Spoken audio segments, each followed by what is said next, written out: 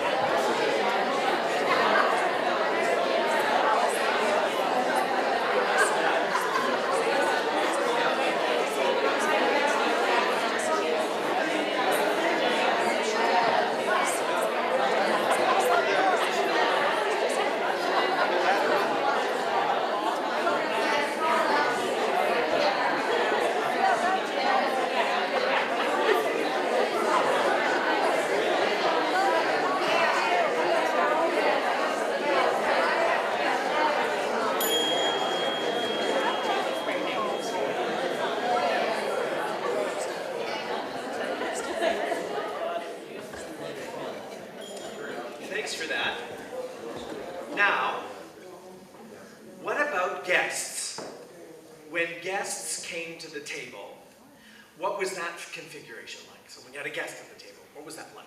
In your family, you sat at the table, and then you had an invited guest come for dinner. Where did the guests sit? Have a little chat.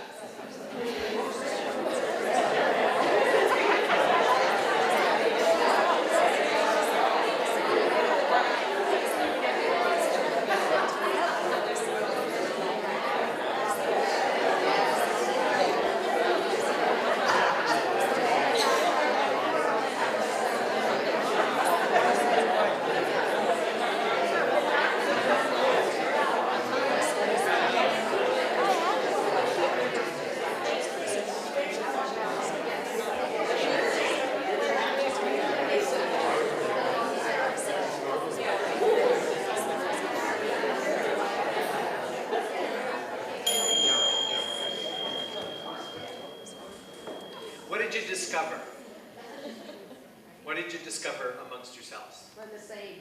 We're the same commonalities, right? Similar commonalities. In our household, we had, can you hear me? Am I on? David, am I on? Did I turn myself off? No, I'm on. I'm on.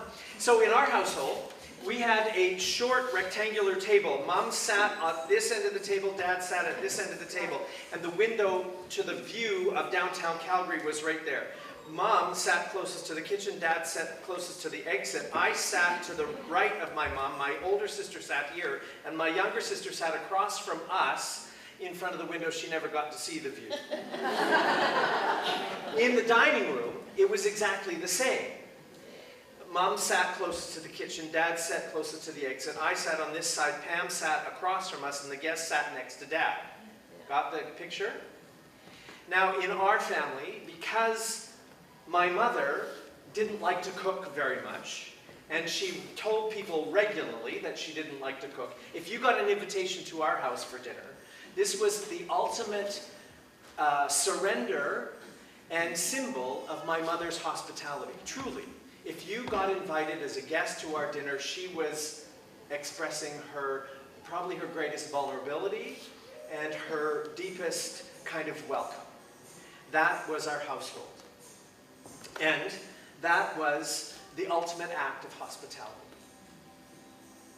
In the church, the table is also our ultimate act of hospitality. It's the sacrament.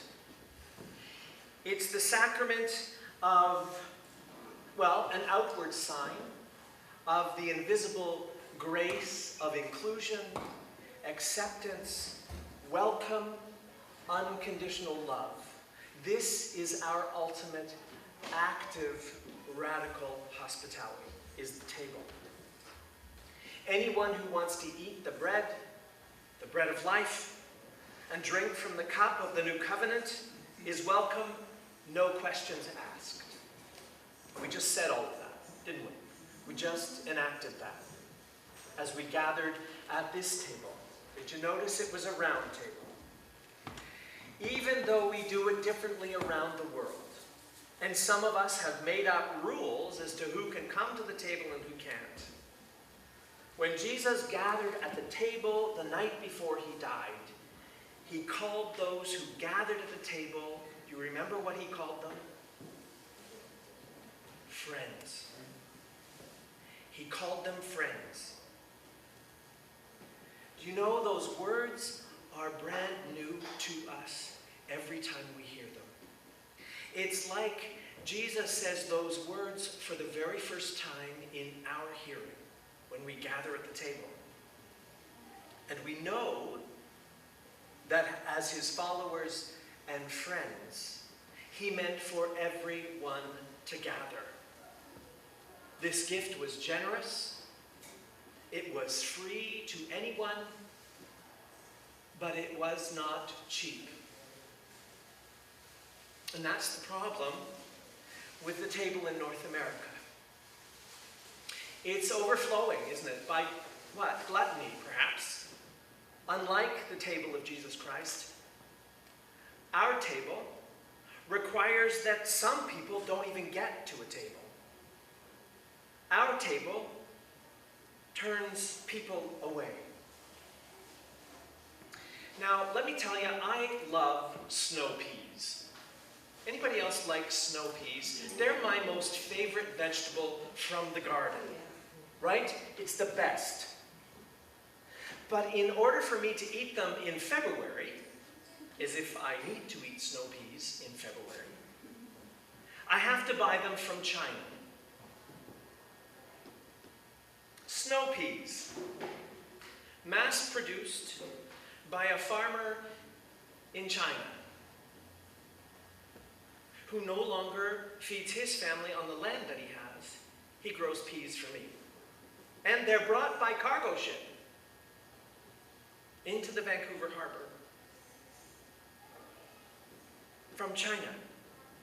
Avocado from Mexico, same thing.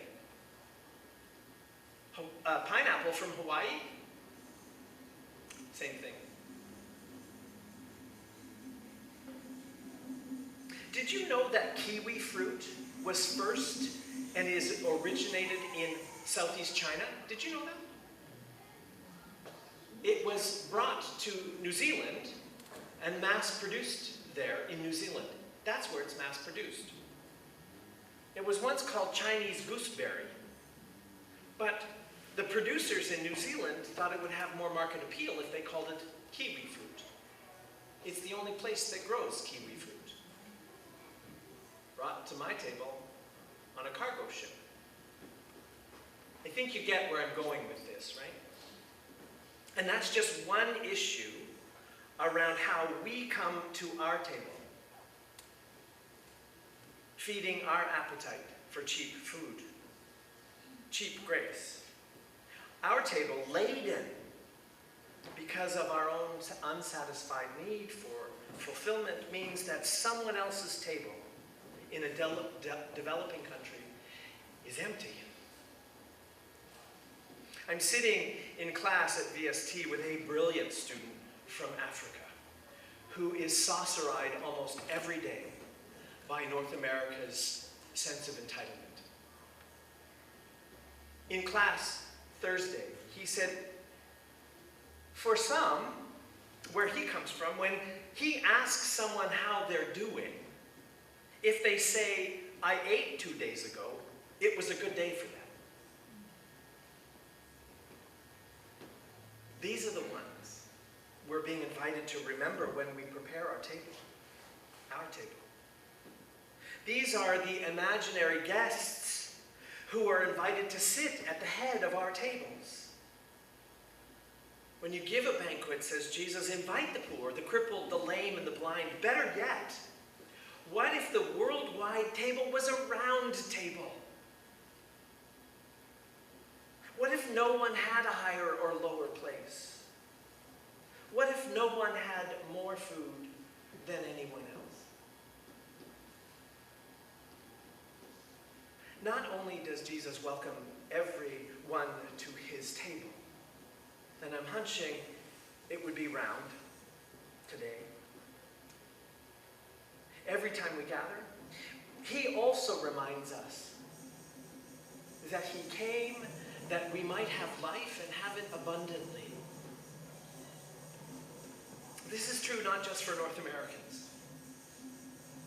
This is true for the world. God so loved the world.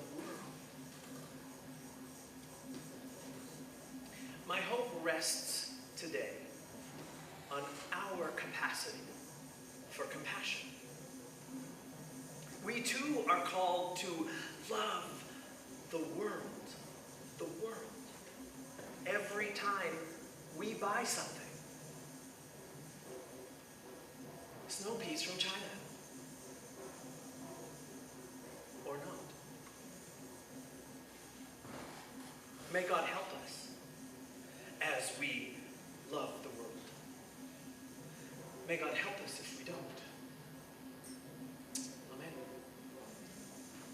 Please pray with me.